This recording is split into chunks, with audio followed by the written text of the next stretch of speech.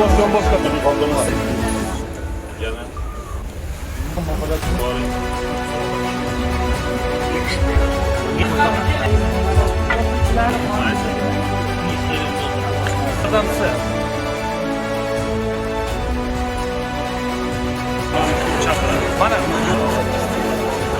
Assalomu alaykum. Kelishimizning asosiy maqsad hurmatli yurtdoshlar, men bilan birgalikda butun viloyat rahbarlari kelgan. Bugun hurmatli prezidentimiz tomonidan mamlakatda tinchlikni saqlash, bugungi tinch zamonni qadriga yetish, shukronalik bildirish borasida juda ko'plab chiqishlar qilyapti. Televideniyada o'zimiz ham ko'ryapmiz.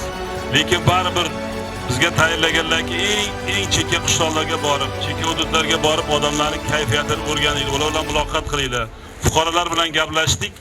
Bir qator majburiyatlarni o'zimizga oldik. Birinchi o'rinda mana shu maktabda yopiq sport zal qurib berish masalasini qo'yishdi. Buni biz bu yil qilib beramiz deb va'da berdik. Ikkinchi masala sun'iy qoplamali stadion masala bo'ldi. Buni ham qilib berishni oldik. Endi yoshlar bu yerda aytildi, tadbirkorlik, mehmon uylarini ochish bo'yicha masalasini aytdi. Biz hammasini yozib oldik va shu mahallani 26-yilda rivojlantirish bo'yicha qo'limizda dastur bo'ladi, reja bo'ladi, shunga qarab ishlaymiz. O'zgarish qilmasak, hammamiz ertaga muhtaram yurtboshimiz oldida hisobotimiz ham bor. Biz mana shunday chekka joylarda turgan joylarimizga hokimlar kelib, shuncha odamlar kelib, o'zim hayron bo'lyapman, to'yday bo'lyapti. Ha, yakkama-yakka uchrashib, oldimizda muammolarimizni yechib bersa, xudo xolasa, bu yog'i zo'r bo'lsa kerak.